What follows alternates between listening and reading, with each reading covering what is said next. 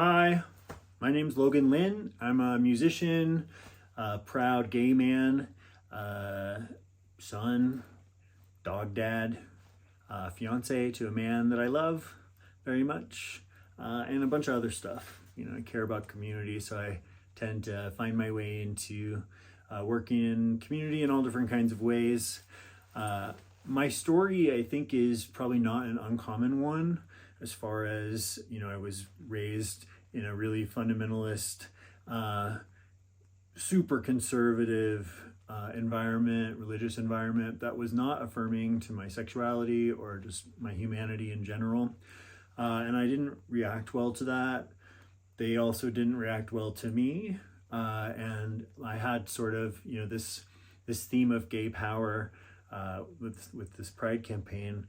I had a sort of gay power about me early on that scared people. I think it was unusual in that environment. Certainly, I came out when I was 14 in the Midwest in the 90s, was pre-Will and Grace. It was not cool yet.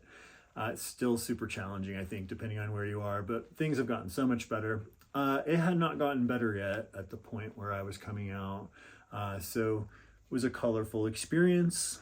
And, I was a homeless queer youth for a long time, struggling with housing, struggling with addiction, struggling with my own mental health and well-being in a way that a lot of LGBTQ plus people struggle after we're rejected by our communities and experience what we experience when that happens.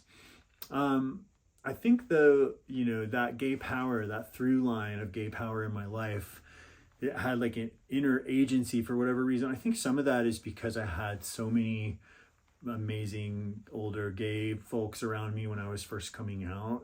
I had a bunch of mentors. I was lucky in that way to know older queer people. I also watched a lot of people die at the end, sort of the tail end of the real bad part of the AIDS crisis. And I think that experience changed me forever in a lot of ways that I use every day. I think about life in a very specific way. I'm super grateful. And I think all of that and just that sort of inner gay power that I have always had stems from a lot of those guys. And a lot of the people that showed me kindness, a lot of the people that accepted me, made a place for me in their lives when my community had kicked me out, made sure there was no space for me. So I think in my adulthood, as I've started, doing more community work intentionally, I'm really committed to trying to make space for people in a way that I would have needed space to be made for me back then.